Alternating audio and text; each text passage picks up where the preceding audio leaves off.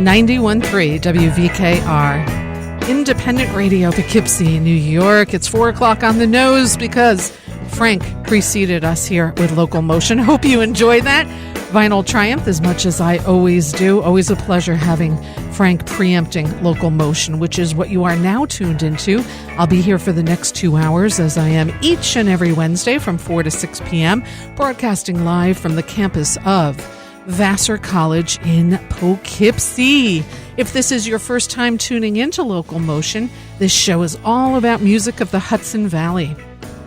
Musicians that live here, those coming to perform in our area venues, as well as those coming to record in our world-class area recording studios. I'm thrilled to say this is show 241 for me on these airwaves, and I have so thrilled to have this guest coming, well, not coming on air, but yeah, she'll be coming on air, but calling me in. She's obviously not in studio for safety purposes. Today, I'm thrilled to have on the show with me Ms. Sarah Fimm, the lovely and talented artist. And I've been wanting to have her on the show. I'm glad it finally worked to where I have her on the show. She's got a new release out too, and we're going to be spinning tracks from that. And I think that's what we'll start doing, is I just want to get you familiar with her music. SarahFimm.com. She just released on the 20th of August, the newest release titled Planting Oblivion. So I'm just going to start playing some tracks from that.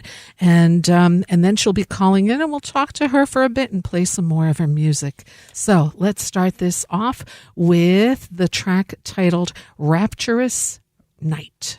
And this is by the lovely and talented Ms. Sarah Fimm.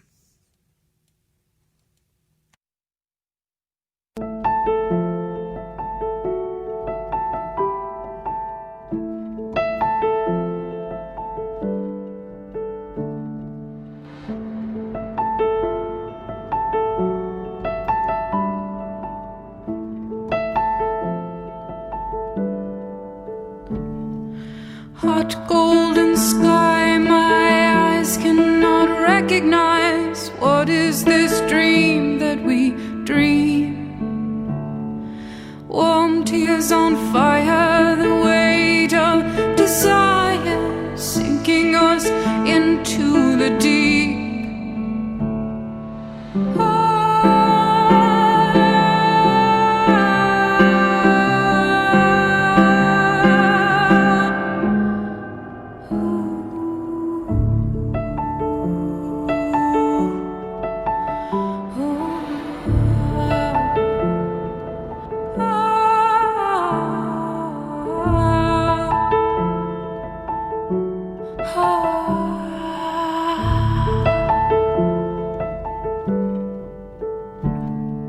Yearn to believe, if only to pacify, for emptiness there's no reprieve. Stand in the light, arms wide, receive the dark, let it fall into your heart.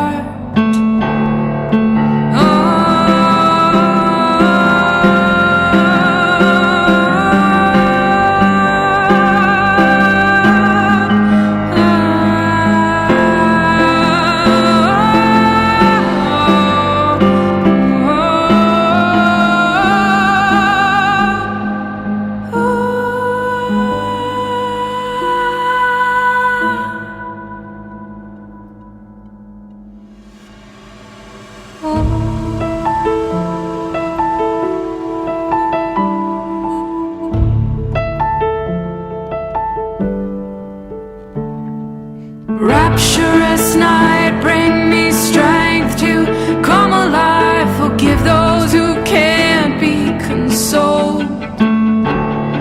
Cling to the vine, beloved. You know it's true, you're of, not a part of this world.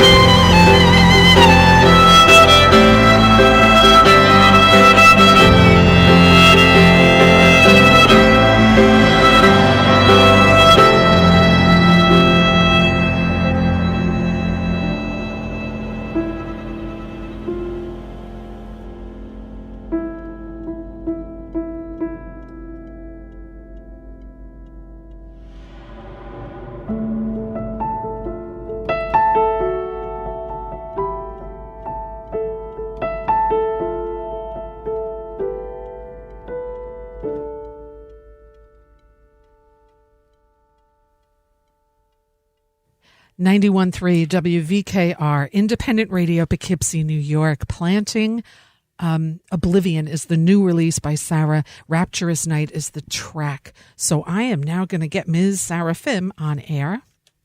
Sarah? Yes. Hey. Hey, how does this sound?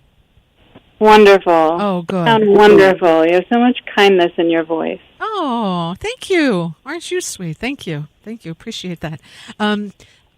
We just listened to some new music, by the way. I just want to tell listeners, Ms. Sarah Fimm is on the air with us, and her website is so complete, and I will mention it numerous times throughout this show, as I have in the past, because there's just so much music and art on there that I'll just start off by saying sarahfimm.com. Sarah, thank you again for being here and sharing your music with all of us. Thank you. Oh, it's my pleasure. Thank you for inviting me. Yeah, it's about time that I do. I have so much of your music, and I play it and I listen to it while I'm driving, and I just listen to it, and I just absolutely am always mesmerized by your artistry. What I like to do during my show, my conversations with people, is I like to always delve in a little bit about the start of music and how it started in your world. And I understand you're from Oklahoma. Tell us about your youth, and tell us about like music and when you just started picking it up, and just start telling us about that, if you would, please. Okay, I'll do my best. I was born in Oklahoma, but we left when I was tiny, about 1. So I'm very happy that we did. And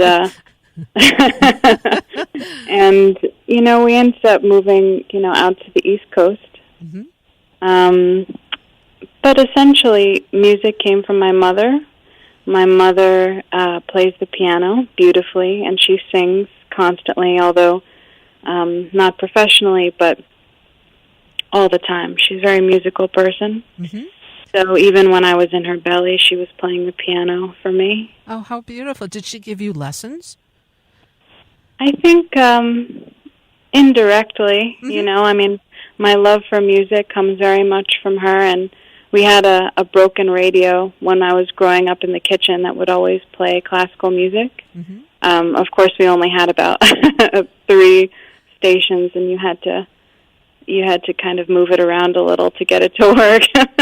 but there was that, and my father also is a great lover of music, and my brother as well, and my grandparents. So I just have a very musical family, and I was lucky enough that they infused my life with it in every respect. And my grandfather used to constantly play the same records over and over, Dizzy Gillespie and a lot of swing music, and I'm lucky that I had such a selection of it. Yeah, you do. Yeah, you are. When did you start playing the piano? You just like dribbled around on it when you were little, or was that your first instrument? Well, I think so. I think I was sitting actually on my mother's lap as my earliest memory of being at the piano, and I was probably about 2 or 3, banging on it a little bit and just kind of seeing what happened. And I didn't really have a whole lot of formal music training mm-hmm. at all. So mm-hmm. It was mostly just learning things from that radio and from these records and listening to people singing, and I would just pick it up. Right. Oh, lovely, lovely. And when you went to college, did you study music at that point, or? Well, when I was a teenager, about 15, and I was going to a school for it was the school where everyone had already been kicked out of a school or 2. Uh-huh. So fortunately, there was a teacher there that introduced me to someone. His name was Franco Richmond, and Franco was instrumental in kind of guiding me down a path of music when I was not on that path, and I was maybe 14 or 15. Mm-hmm. And he let me come to his house, and he and his wife took me in, and he started giving me lessons which was right down the street from where I was going to school. So it was a wonderful way to escape from this prison. Right. And I spent a lot of time at his house, and he was just a beautiful soul. If you get a chance to look up his music, Franco Richmond. Yeah, I definitely will. I always, when I talk to people, I write down when I find something interesting, and I actually look things up later. So I'll definitely be sure to do that. Yeah, very cool. Yeah, I still listen to it all the time. So he really taught me everything about music, and he's actually responsible for getting me into college. So Berkeley, where I went in Boston initially, they didn't want to accept me because, understandably, I had no training. So when I submitted that application, I'm sure they assumed that I was just hitting the piano with hammers and had no idea what I was doing. Right. So eventually, Franco gave me this intense 3 or 4 months of training where he took me into his house, and he and his wife and I kind of lived there on and off for that period.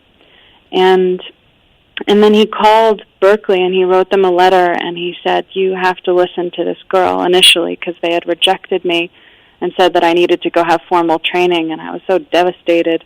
I just wanted to be around musicians. It wasn't anything more than that. I had heard of this place like a shining Eden, where there were just musicians, and it sounded so heavenly. That you wanted to be there. Yes, with everything, every molecule that I was. So after he called the school, they called me and said, "Okay, you can come." Wow. And they gave me, I won some scholarship awards for songwriting and things like that, and they took me, and I think my life would be very different right now if it wasn't for Franco. He was a jewel. Yeah, truly instrumental. Once in a while we come across people in our lives that forever change it. And at the time, sometimes we don't even realize it, right? And it's, that's beautiful.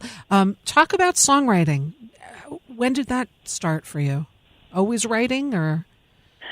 Well, I know that my parents have saved thousands of tiny little notes that I used to scribble on. So I would just write things everywhere. It wasn't really in any kind of order. And I would just scribble everywhere. It was almost just a way for my brain to be able to function. So I would just scribble little notes everywhere, and they saved a lot of them. It's funny because even to this day, they'll tell me things that I wrote on little notes, and I can't even believe that would be something I would write. Oh, that's so sweet. Eventually we graduated to paper towels and diner napkins. Sticky notes and... everything. I would write on my brother's walls, and, I would... Sarah, you could make paintings with your notes. Oh, yeah. Yeah. Well, yeah, for sure. I've definitely burned them up into little ashes and sprinkled those on paintings. Oh, great. Oh, nice. Nice. Oh, that's awesome. I'd like to talk a little bit, if you would, treat us. When I was doing a little homework on you and just looking up a little bit, your grandparents had a profound effect, and your grandmother is still alive. Would you tell us a little bit about her and her past? Yes, absolutely. My beautiful grandmother is now 96 years old. Wow. I call her as much as I can. And she's a Holocaust survivor. And not only is she a survivor, but she's responsible for helping 3 of her siblings survive. Wow. Large portion of her family was exterminated in the death camps. And she's still, just this force of inspiration and happiness that leaves you speechless whenever you speak to her. And she's always laughing and giggling, and she's very funny. This is the part that I think sometimes doesn't come across about people who survive unthinkable catastrophes, is the sense of humor, that they can still embody all of this joy and light and still want to give it to others, and not be weighted down by the immensity of what they've been through, which is something that most people cannot begin to imagine. Right. They just can't begin. And I've heard every every single detail about those stories over and over and over, about, those experiences. And I was fortunate that I was able to go to Ukraine with her some years ago, and I was able to visit her birthplace. And then I was able to fly to Hanover, where, her wedding dress was hanging in the Holocaust Museum there. Amazing. Tell me about this. I had chills when I read that about your grandfather. Tell us about your grandmother's wedding dress. Yes, well, when they were liberated, the story goes, and this is, of course, we're going to just keep it short, but before they were liberated, my grandfather and my grandmother fell in love, and everyone was coming out of these death camps, and they were very sick, and it was a very difficult time. But they fell in love, and my grandfather disappeared into a field with his cigarette rations and coffee rations and traded them to a soldier for his parachute. And then my grandfather brought the parachute back to the camp, where my grandmother's sisters who survived and some other women knitted it into a wedding dress. Amazing. And it was it was one of the first weddings in the DP camp. Wow. Absolutely amazing. And she kept it all those years. And tell us where it is now? I'm not sure where it is at this moment, but she did keep it, and this is after taking a boat across the sea with a newborn baby after they were liberated. She somehow kept this dress. To this day, I still don't understand how she managed all this, but now I believe the dress is in the hands of the Holocaust Museum, and it travels to different museums and goes on display, where I was able to go to Bergen-Belsen and see the dress on display and stand with her. It was really something. Oh, that'll be a memory you can never forget, for sure. Wow. No, for her as well, to bring her family to this. Oh, it was a very powerful experience. And I was able to be there with her sisters as well, who survived. So, to walk around that camp with them and to really to feel it through their eyes and their ears is something you can't possibly explain. No. I'll remember it forever. Yeah. I was in Austria a few years back, and I went to a concentration camp for the day, and I took my daughter, and there are no words that I could describe what I felt and what I saw, and just the whole. Yeah, it was powerful. It's something I'll never forget. And you, with walking through there with a survivor, must have been just a whole other experience for you, being that with four of them. Yeah, 4 of them. Yeah, and and they're brilliant, and they were not miserable. I mean, when my grandmother got to the entrance, she got up out of her wheelchair and she was like dancing with her cane. I mean. Well, we made it. Yeah. Not everybody could say that, obviously, and for her to just have such a great spirit, good for her. That's beautiful. Great story. I'm so glad you still have her and are enjoying her so much. That's really beautiful. Absolutely beautiful. Yeah. Good story. Beautiful story. Just a heartwarming story. Thanks for sharing that. Very cool stuff. Now, your grandmother must just be so proud of your music.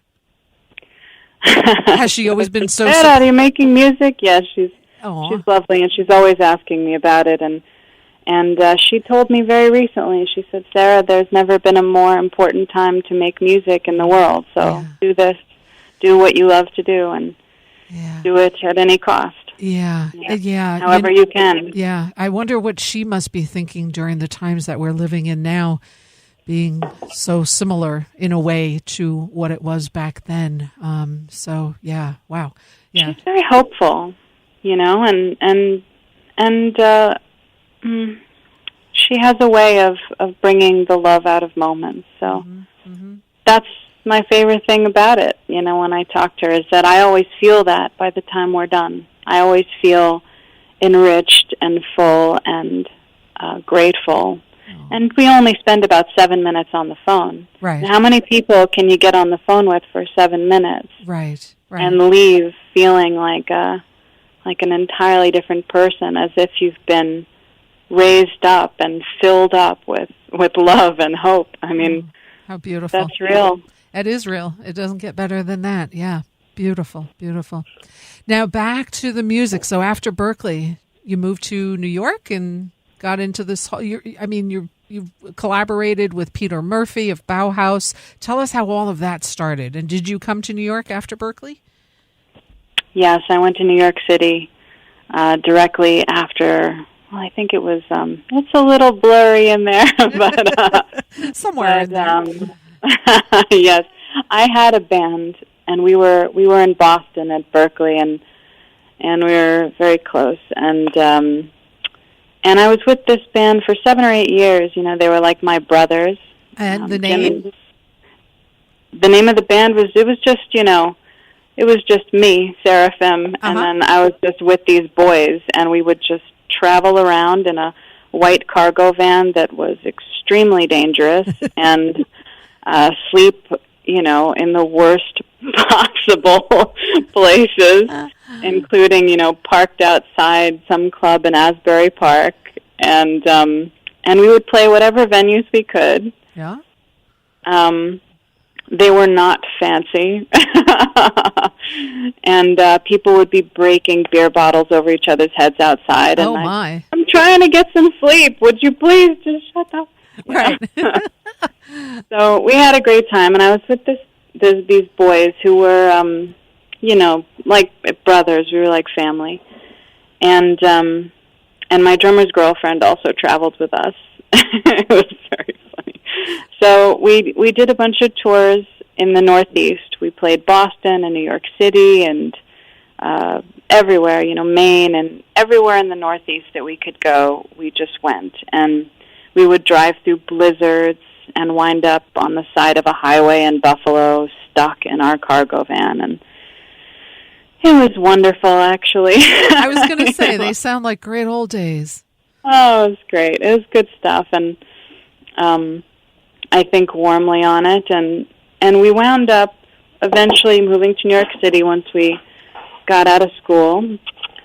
And then, I believe, it turned into burning 80,000 CDs by hand. Whoa. So that, we bought these CD burners and these giant racks, and then we just started burning CDs like crazy and stomping them with these stickers, because that was the world we were in, and we were trying to figure out how to get music out there and how to promote our shows. Right. So we ended up, stamping these CDs, and I counted, after a while, it was like 80,000 CDs. Wow. And we would put them in backpacks, and we would go march around Bleecker Street and different parts of New York City and 8th Street and romp around and just hand out CDs to anyone we could. I could not begin to describe what we encountered. One could imagine. But if you're marching around New York City, and we all had, jobs during the day. We were all working on whatever during the day. And from about 9 p.m. till about 3 a.m. or sometimes later, we would romp around New York City and talk people into taking a CD, which was quite insane now that I think about it from where I'm sitting. You mean take a CD for free? Yeah, because people couldn't believe that you were giving them music for free at the time. Right. I know it's funny to think of that now, but at the time, no one believed that you would give them a CD for free. So we actually had to talk to them, and then once we had a conversation, then it became clear that we're just musicians trying to bring a little music into the world, and we made a lot of friends this way, and we met other musicians this way and connected with other bands this way, and we did the legwork, and we walked miles and miles and miles, and my poor bass player and drummer, when we had shows, would wheel this 88-key keyboard down through Manhattan, and they would wheel it, 30 blocks, because sometimes you couldn't park in front of the club. So they would wheel it around, and in the meantime, I would take the long way around with a backpack of CDs and come to the show, come on, we're playing. We'd stop at all the concert halls, and there would be lines outside of Tory concerts. Wow. Which, or Bjork concerts or anything really. And it was a way that I connected with a lot of the fans that I still keep in touch with and cherish those relationships. Yeah. Wow. And that's how how did he find you, Peter Murphy? How did all of that come about? The story is that there was a gentleman named Andy Adelowitz, and he was a very cool guy, and he had gotten wind of our music somehow. I can't remember exactly. You probably handed him a CD. Somehow he had our CD, and he put it in a stack of CDs that was going to Peter, and it was in one of 50 CDs that went to Peter.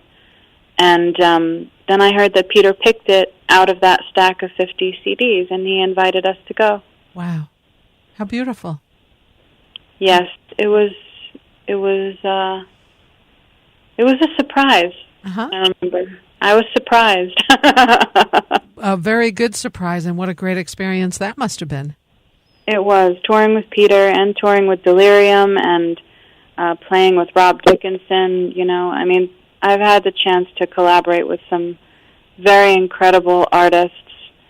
And I'm really grateful for that. Yeah, I'm sure. I think there will be many more. I have so many that I just can't wait to collaborate with in whatever sense. Yeah. And look at where we live, right? There's just such a healthy crop of musicians around here that it's really amazing who you find and who you can pick here to play with you. So, yeah. Your music also been featured on MTV's Real World and Road Rules. How did all of that happen? Just people hearing about you, I guess. That's cool. Well, it's actually not that simple. I mean, you would kind of hope that that's how it happens, but I think each feature in a film or TV would happen in different ways. Mm-hmm.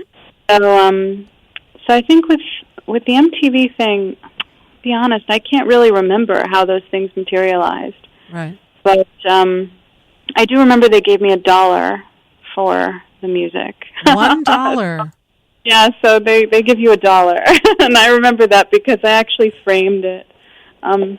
But it's a wonderful thing when people choose to feature your music, and I'm always happy when it happens. Right. I can't really keep track of it on how all that occurred because at the time there was so much going on. I mean, there was just a lot going on, and it's very hard to keep it together. Right. Yeah, absolutely. But I'm glad they did, and people still mention it, which is interesting. It is. It's very interesting, and it's. It just seems like. I think how many CDs do you have now? 13 releases, 14, somewhere around there. It's 13 with this new one. Wow. I think I have half of them, and each and every one of them it feels like you put your heart and soul into each one, treating each one so individually, and just it's your music is just absolutely, I don't know, I find it like captivating. It just like captures me, and I don't want to just listen to one track. I want to listen to the entire CD or the entire album. It just I always do that. I can never just listen to one. Of course, if I play it on air, that's a different story, but otherwise, if it's just me or I'm just driving, it's a whole experience to listen to it from start to finish. And you've put together some beautiful releases. Now, of course, you've released 2 albums this year, yes?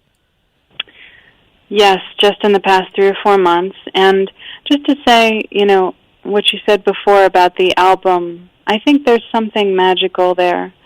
And thank you for saying that because I don't just, I love to create songs, but when David Barron and I, have been doing these past 7 or 8 albums together, I always appreciated, making an entire album and having it blend and weave into each other. Mm-hmm. I still think that there's magic there, that you can take someone on a journey with an album that you can't just do that with a song the same way. Right. There's a richness to the experience of disappearing into an album. And I hope that this is something we can preserve, even though right now it's all about songs and streaming and very short attention spans. And singles and everything. You know. I genuinely believe that you can provide a rich experience and that you can bring people into a timeless space. Right. Yeah. With the right album that really speaks to them. They can close their eyes and they can suspend their reality and they can enter another. Mm-hmm. This is one of the things I love about it. For me, it's like watching a film. I don't just watch a half of a film or 3/4. Right. You watch it from the beginning credits till the end credits. So for me, that's what listening to an album is about too. Just I want to hear, just like you say, the entire flow, and that's what you do. Now, I could not speak to you without mentioning, of course, David Barron, who's been on here a couple of times. I'm a huge fan of his. Yeah. Everything he does, he's just musical genius, and I don't use that word lightly, but he truly is. No. And tell us about how you met David and how you guys work together. Well, let's see. I met David. I don't know how many years ago now, but it's some years ago, and we met at the Edison in New York City, and we went to the deli that was in the bottom of his studio. As he owned that studio, Edison, yeah, at the time, which was a wonderful studio. It was just, I cannot begin to explain when I first walked into this place. I still get breathless thinking about it. Oh, when I first stepped into that studio, we were doing Whitebirds at the time. Mm-hmm. And I showed up, and I had no idea it was there because it was the secret in the mezzanine of the hotel, of the Edison Hotel. So when I climbed these stairs, and then I just opened this door, and there was a magic lock on the door, and it opened up, and I went in, and Henry Hirsch was in there, and it was like you could smell the instruments. It's the only way I can explain it.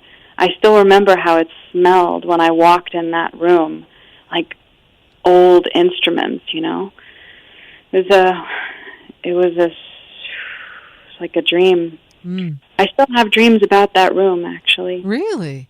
So, yeah, he co-owned that studio, and so somehow we wound up going down to the deli and ordering a pile of food, and I'm not sure if I can say our first sentences because they involved, like curse words. Probably not. So I'm going to skip over that, but right. Which is very controlled for me because I have a filthy mouth, so I'm really working on this.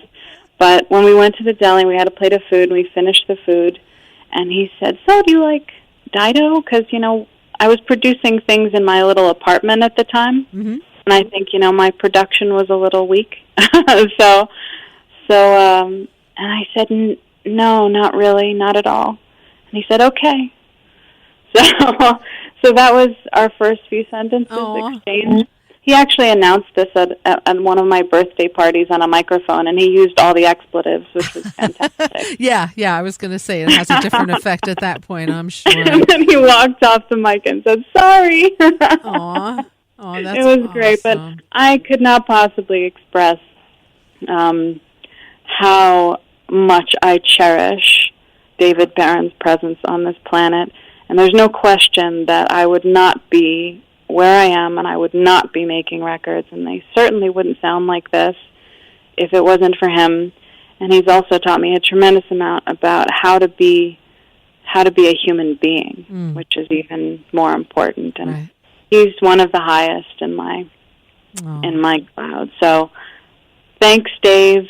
Yeah, I'm a huge fan of his. And he makes so much beautiful music and puts it out into the world, and he does it in such an incredibly humbling way. Yeah.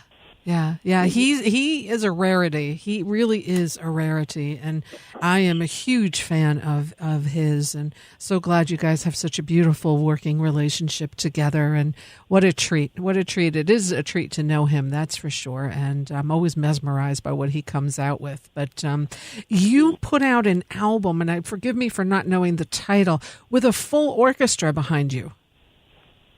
Yes, we used the Macedonian Orchestra on more than one record. Amazing. Oh, God, what a feeling that was. I can't wait to do it again, actually. I'm writing a lot of orchestral music now. Wow. I've been talking to Dave about it forever. I just have to figure out how to make it happen in reality. But they're a wonderful orchestra, and to sit in a basement in Woodstock and be able to record an orchestra in Macedonia and be able to communicate with the conductor. I think the last session we did was something like 4 a.m. It was it was like dawn hadn't happened yet. We were recording. Right. But it must be so amazing to hear your music in an orchestral setting. Yes, and then there's everything you learn during that process, which is really the part that I enjoy the most. So, little tiny markings on the score or whatever I wrote, can become so important in that setting when time is of the essence. Mm-hmm. So having someone as skilled as Dave at arrangement can be so important in that setting. He picks up on a lot of things that I just wouldn't think of because of the depth of his experience. Right, yeah. So that's helpful because I wouldn't know. I'd be like, oh God, I don't know what are we doing here? Somebody help. Well, you have David. Honestly, you have David on your side, so that's a beautiful thing. We're talking with Ms. Sarah Fimm. Sarah, your music, your new music, you've got 2 releases this year. One released on 4/20/20. Love that. There Thy Beauty Lies. And then just one released a few weeks ago on 8/20/20, Planting Oblivion, of which you were kind enough to send me some of your music, and we'll be playing that for the rest of the hour here. Tell us about your visual art as well, which is beautiful, and I love following and seeing your paintings as well. And tell us a little bit about the visual art, and also I think I first started knowing of you when you did the sparkles and the mirrors. Tell us a little bit about the visual art of part of your life. Okay. Sparkle Park. Should we start there? Please. So in 2012, somehow I was sitting in the middle of the night, and I think I decided it was a fabulous idea to sew together 5,000 small mirrors with fishing line. Is this what you think of in the middle of the night? Beautiful. I do. When I'm not, sometimes I just memorize odd things, or I think of sewing together mirrors. I mean, it's a strange place in my brain. Beautiful. So I was sitting there, and I thought, wouldn't this be wonderful if we could create this optical illusion, this art installation. So it was a little more complex than I originally thought. But I had all this fishing line, so it seemed like a fabulous idea, because why not? So I ordered 5,000 mirrors against my better judgment at the time. And I sat in the room, and we had to figure out how to drill little holes in them. My best friend was helping me because I think she feels pity that I have to do things like this. So she said, okay, you can borrow the drill, and we're going to drill holes. And she helped me drill 5,000 holes in these little mirrors. Now that's a best friend. Yes, her name is Ann Cavallero. Oh, so nice. We have to at least give her some love for that. So she helped me drill all these holes. And then when I got the mirrors, they were tiny and circular, and they were only one-sided. So then I had to figure it out, because that was a problem, because then they weren't shining on the other side. Mm-hmm. It makes me crazy just to think about it now. So then I had to glue together the mirrors, and then I realized we needed 10,000 to make 5,000, because we needed both sides. So then we glued together 5,000 mirrors. This was over the course of a month. My apron got extremely dirty, and then I tied the fishing line into the holes of the mirrors, and I created these long strands of mirrors that were all in odd numbers for no reason whatsoever. And then I sat in the back area of the Bearsville Theater, because it was in the outdoor area there. Mm-hmm. And I had glow-in-the-dark paint, and I had regular paint, and it was all acrylic, and I had set up these art supplies, and I noticed that as I was creating the mirrors, they started sparkling, so people just kind of started wandering into the garden before the installation was done. And it was open, so they could just do that, and people would wander in, and they'd say, what is this? I'd say, oh, this is a sparkle park. We're going to build a sparkle park here. And I bought 500 solar-powered hummingbird lights and flowers that would charge, and then they would glow at night. So they would reflect in the mirrors in multicolored rainbows. And eventually, after a month, and the extraordinary part was what I didn't anticipate, which is that children and people in wheelchairs and people who were sad, and it would draw them right in. And so they would come in and start talking to me, and they would walk around, and I would watch them find this space inside themselves where they would become like children. Which was not exactly what I thought would happen. There's always that wonderful unknown element, when you do something like this. And how long was that exhibition up? I think it was up for a month. It was supposed to be up for a month, but I really only had it done about a week before the show. So it took a little longer than I thought, and drawing on these mirrors and writing words on them with little girls, that takes time. And then Lucinda Abra created an extraordinary sculpture, a Native American sculpture, in the back garden, and we hung mirrors all around him, and we put song lyrics and the names of artists, and we did everything we could to create this tribute to the world of the arts, and we dedicated it to someone I know. His name was Ian Sharp, and he was an artist I know who passed a few weeks before the Sparkle Park happened, and he was brilliant. And then we had a show where all these musicians, I think it was about 30 musicians or more, came, and we did an in-the-round show, which was facilitated by my amazing friend Michael Densmore, who has a gift for creating live environments like no one else. And we created this in-the-round show and got the piano somehow down into the floor, and Adam Armstrong was doing the sound, and I still remember every musician that came. I can see them in my head, and Jeremy Bernstein and Danny Bloom and Dave Barron, and everybody came, and it was a heavenly night. And I bet. People always ask me if I'm going to do it again, and I say there's no chance. That was just a shooting star. You can never do that again. Right. You can do something like it, but you can never do that again. And the most wonderful part, of course, of all of this is that through all that effort, we were able to raise enough money to restore the eyesight of 60 human beings through the Seva Foundation. Please, everyone, if you don't know the Seva Foundation, please explore it. They do incredible work, and they help restore the eyesight of people with preventable blindness conditions. And Seva is SEVA, Seva Foundation. And yes. Yeah, they have been around for a while, and they do extraordinary work. And you can donate, and it's amazing for how little what they can do for people. $50. Yeah. $50, and you can restore the eyesight of a human being. There you go. There you go. Amazing. So that was a wonderful night. And yes, we hung paintings everywhere. I love to paint. I love to create catastrophic explosions of color. This is something we do. That's a great way to put it. Catastrophic explosions of color. Perfect. Because your color scheme sometimes is like, wow, look at all those blended colors and how amazing they look. And your work, yeah. Now, the important thing is I'm fully about supporting musicians and supporting especially independent artists. And I always say during these times, they are trying times, but we can still support our musicians, our local musicians, by purchasing, even if it's something as little as a CD or whatever you can afford. SarahFimm.com is your website to buy your new music. And I know you also have Patreon. Talk about how people have access to your music and to your art.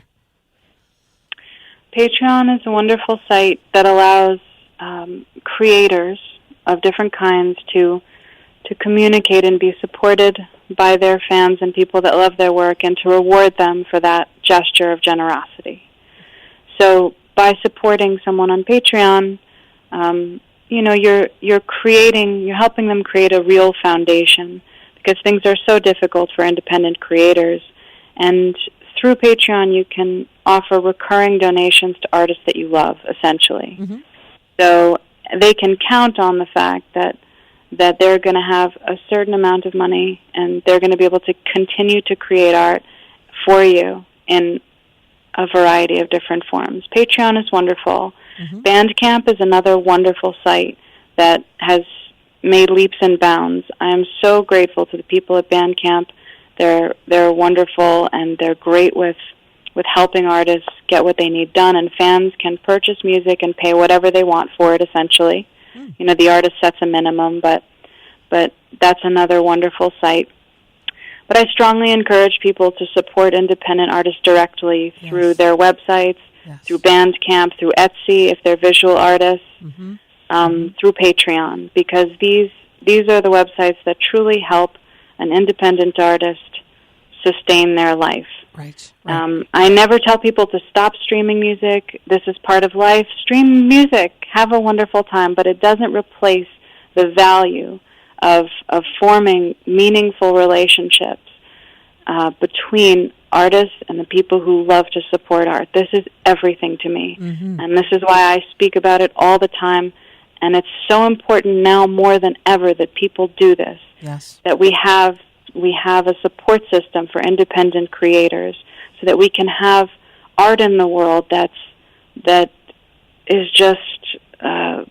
just wouldn't exist without that framework. Right. Just wouldn't exist. So I tell everybody to go to these sites. Right. And the artist website, Bandcamp, Etsy, and Patreon. Perfect. And your beautiful videos are also so well done and so beautifully produced. YouTube is another place that you can see Sarah and see her beautiful videos. And Sarah is with the H, and the Fimm is Fimm, sarahfimm.com. And get familiar with this lady, because you are a blessing here and a treat for us to have here in the Hudson Valley as our neighbor. And I have always been enthralled with your music, and it's really so captivating. And I look forward to keep continuing to play and just getting it out there to people, because they should know who you are. Rita, you are a jewel. Thank you so much for shining the light on artists. Well, thank you so much. Without you guys, the world would be a very empty place. So thank you for the artistry. It would be. It absolutely would be. So I'm going to play. Tell us about this track. I love the title of it. I haven't heard the whole thing yet because I have to take my time and listen through everything one by one. But tell us about Happy People off Planting Oblivion. This song was a doozy. It was not an easy song to make. But I have no idea what to say about songs when people ask me things like this, because it's mostly Dave and I sitting there, and I have all these words, and we throw down some beats. It happens very organically, and we work very quickly together. Beautiful. But I think that, songs kind of speak for themselves. Yeah. Yeah. So I can just let it do that, and people can come away with whatever they want. And that's perfect. I'm looking forward to making a video for it, though. That I'll tell you, and it's going to be weird. Oh, good. Oh, good. Good. Good. Beautiful. Sarah, it's been a delight. I'm going to continue to play a few more of your tracks before the end of this hour. I'll leave the show with one of your tracks, and I'll continue to play your music. It's an honor to have had you on my show today, and I look forward to doing it again sometime in the future. Thank you for your time, my lady, and please continue doing exactly what you're doing. The world is brighter because you're in it. Thank you. Much love to you, Rita. Thank you. Likewise. Take care, Sarah. Bye-bye. Thank you. Ms. Sarah Fimm, sarahfimm.com. Terrific artist. Let's listen to some music of hers. This is off the new release, just came out August 20th, titled Planting Oblivion, and this is Happy People. Let's take a listen. 91.3 WVKR. It must be a dream, we all got it wrong. Everybody's screaming all day long. Cut me a piece, talk to the beast. If you'll get yourself together, you may live to see. World spinning around you, baby, that's too much to bear. Play me a song, write me a rhyme. Everything sounds right if it's in time. Open your hands, make strangers dance. Never know when it'll be your last night. World spinning around you, baby, I know you just don't care. World keeps spinning around you, baby, if it's too much to bear. Who do you want to be? There's always misery. Look at those happy people. Just go deep behind their eyes. Pretend smiles as they lie. No way to believe their own disguise. Happy people. Give me a line, let's make it rain. Run into the darkness, no fear or shame. Riddle me this, riddle me that. Don't waste no time with pointless chit-chat. World keeps spinning around you, baby. I know you just don't care. Who do you want to be? There's always misery. Look at those happy people. Just go deep behind their eyes. Pretend smiles as they lie. No way to believe their own disguise. Happy people.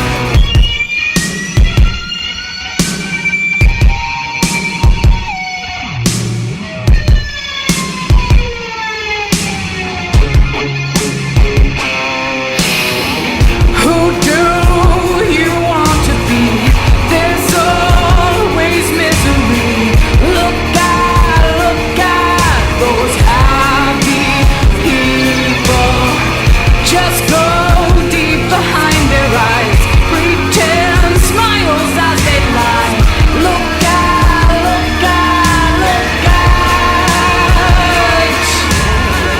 Who do you want to be? There's always misery. Look at those happy people.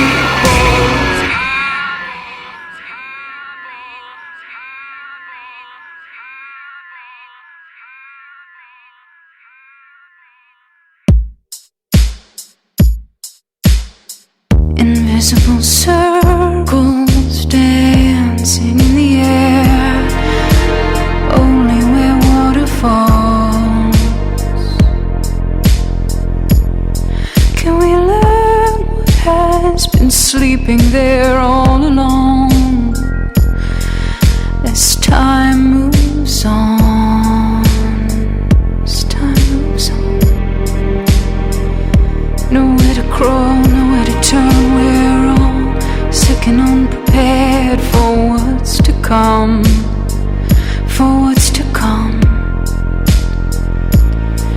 What if I could stand in the sun? If I could be there, if I could feel it, if I could care. Red rose from what grows, love, will you let go to free us? Red rose from what grows, love, will you let go to free us? Shades of crimson, purple swim inside my mind, like the rhythms and the rhymes of you. All night, all night.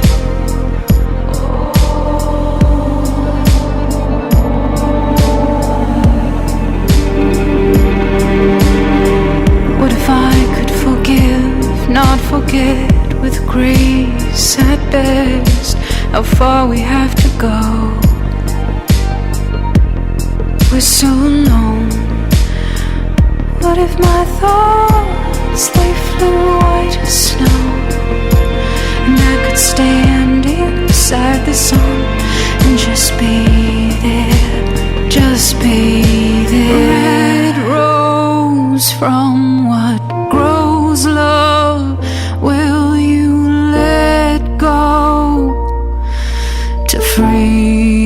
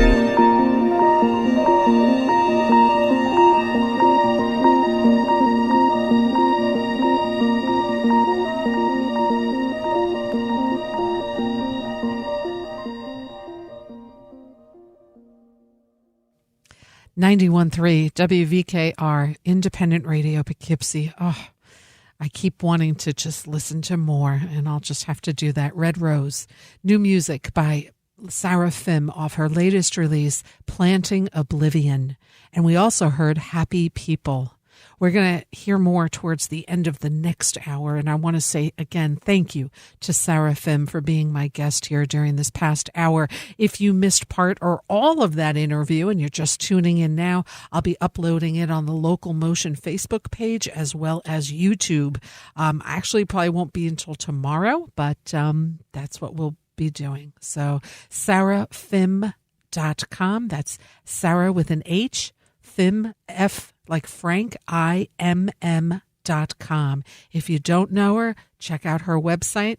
YouTube has beautiful videos, and she just is an eloquent artist, a musician, several instruments I believe she plays, as well as being one heck of a writer and visual artist as well. sarahfimm.com, and she's on social media and all those platforms as well. So it is 4:58 here on a Wednesday afternoon, turning into an evening. The rain, I think, has kind of stopped. So we're going to play some music for the next hour that's all related to the Hudson Valley, this beautiful area of the world that we're lucky enough to live in. This is a band that might incidentally be playing tonight at the Falcon. Let's take a listen to Lost Leaders here on 91.3 WVKR.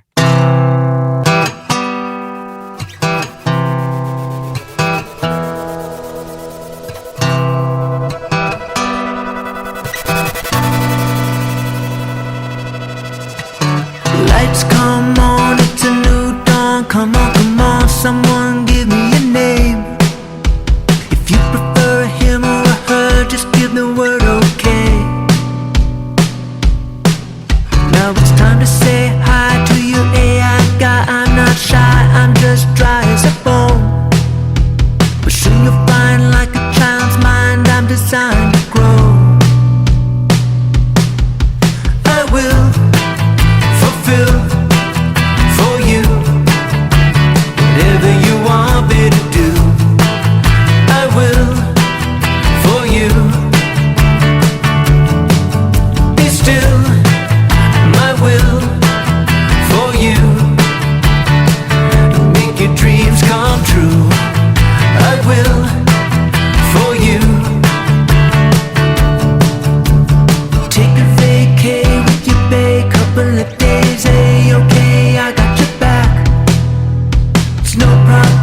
got the job covered, it's a snap. Oh, I went online, blew my mind, it's like I was blind. Now I find I can see too much, what a rush. I'm opened up, I'm free. I will fulfill for you whatever you want me to do. I will for you. Still, my will for you, make your dreams come true.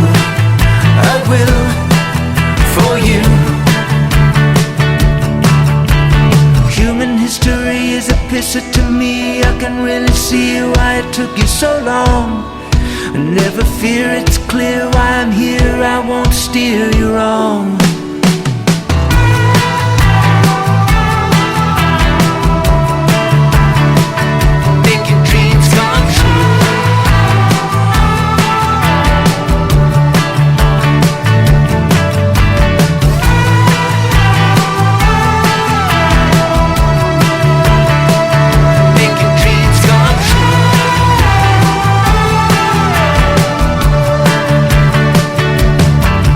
I will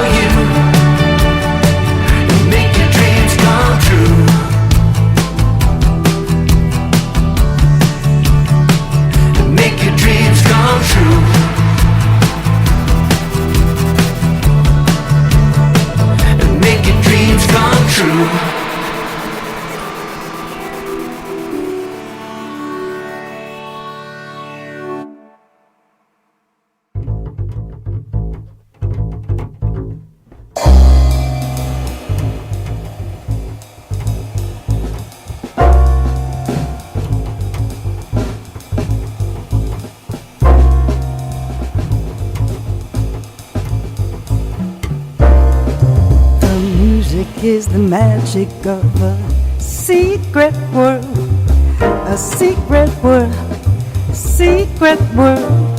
The music is the magic of a secret world. It's a world that is always within. The music is the magic and the hiding place, hiding place, hiding place. The music is the magic and the hiding place. It's a place where the spirit is home. The music is the magic through the raging storm, the raging storm, raging storm. The music is the magic through the raging storm. It's a storm that is over again.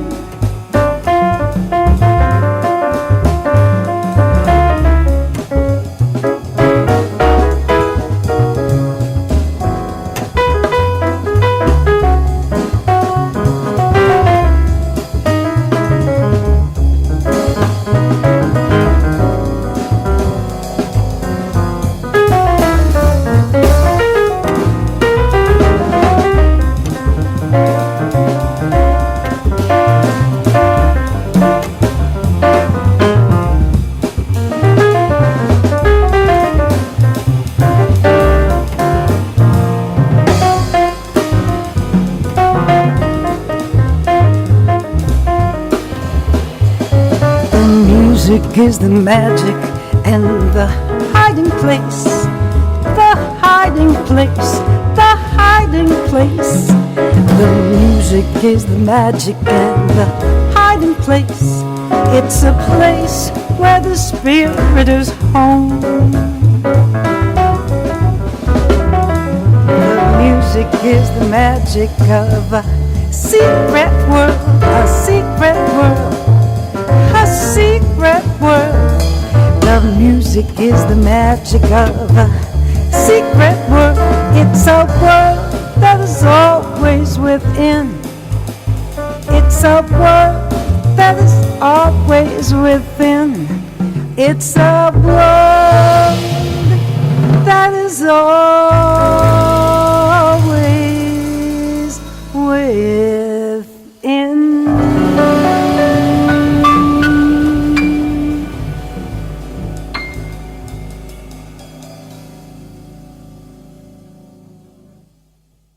91.3 WVKR Independent Radio Poughkeepsie. Terry Roiger off her release Dear Abby, the music of Abby Lincoln. The music is the magic. This was released in 2012. TerryRoiger.com. That's ROIGER. And she will, I think, incidentally be playing at Lydia's in Stone Ridge on Friday. Lydia's Cafe, right off Route 209 in Stone Ridge. Great setup. Everything is outdoors, of course. And Terry Roiger trio with her husband John Menigan on bass and the great Pete Levin joining them as well. Terry Roiger, Friday night, incidentally playing along with some great dinner. You have to make reservations for dinner and then enjoy some great incidental music. Getting us started during this hour, Lost Leaders, and we have heard I Will Fulfill off their latest release, Promises. This came out last year. Great CD, great band consisting of Byron Isaacs and Peter Cole, and joining them on this recording as well as tonight in person, Will Bryant on keyboards and Lee Falco on drums, also backing vocals for the two of them. So tonight, incidentally, if you're eating at the Falcon, and yes, the show is on, the music is on, the dinner is on. So if you're eating dinner tonight outside at the Falcon, you can incidentally see music by Lost Leaders starting at 7 o'clock. Need to make a reservation live at thefalcon.com. Give them a call. What's better to do on a Wednesday night than go see some live music and have a great meal at the restaurant at the Falcon?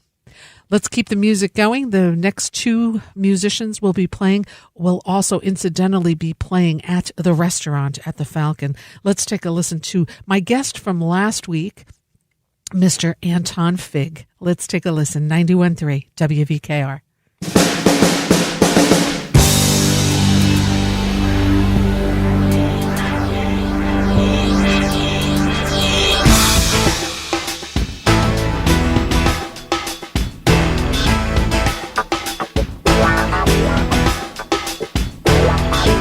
Can't face the music, can't face my friends, can't face to lose it, can't face myself.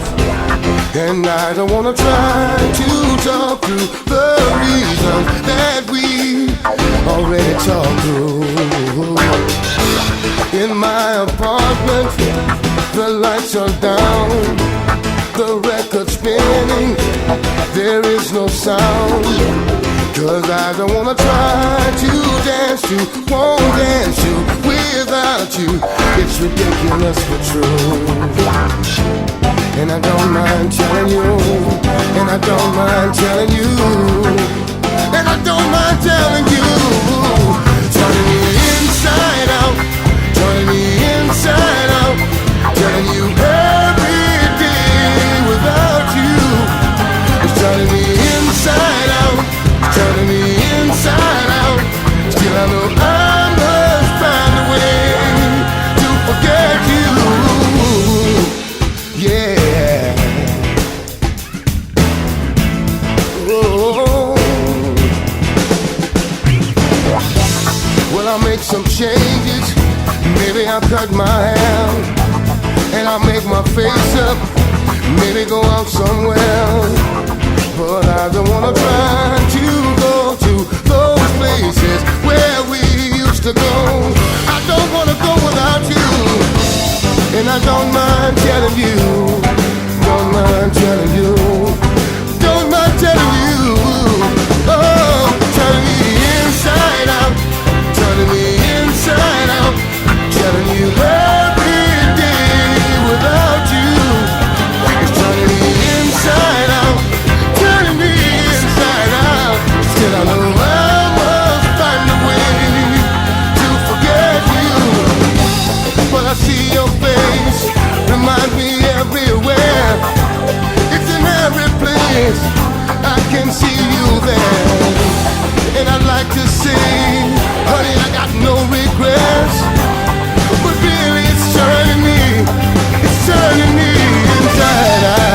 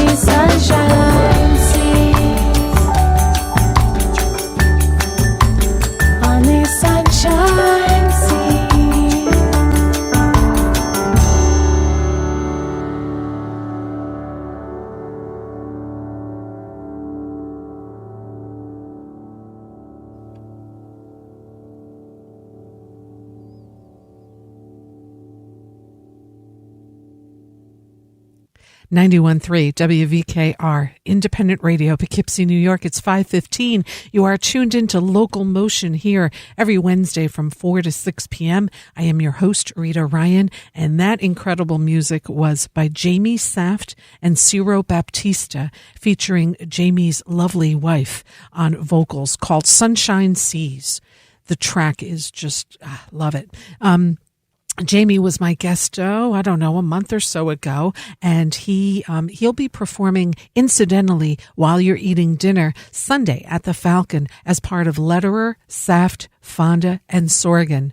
World-class musicians happening there. So again, while you're eating, there may incidentally be some music on Sunday at the Falcon. We also heard Anton Fig, who was my guest last week here on Local Motion. Anton, of course, the longtime drummer, just I think 29 years he was the drummer with the CBS Orchestra and David Letterman, and is now part of Joe Bonamassa's group. We're lucky enough to have Anton perform incidentally while you're eating dinner at the Falcon on the 17th of September as part of the Oz Noy Trio. You have to make reservations. Everything is outside. Make a nice dinner reservation for yourself that day. Again, that's September 17th. Check out live at thefalcon.com. Give them a call, send them an email, make a reservation. Check out Osnoy Trio with Anton Fig. The track we heard was called Inside Out off his solo release, Figments, and Inside Out featuring Ivan Neville on vocals, Randy Brecker on flugelhorn, Adam Holtzman on keyboards, Will Lee on bass, Joe Caro on guitar, and the wonderful Catherine Russell on background vocals. AntonFig.com. We'll keep the music going here because that's what we do. Music from the Hudson Valley. And let's take a listen right now to this terrific talent that we're lucky enough to have call our neighbor. Ian Flanagan, 91.3.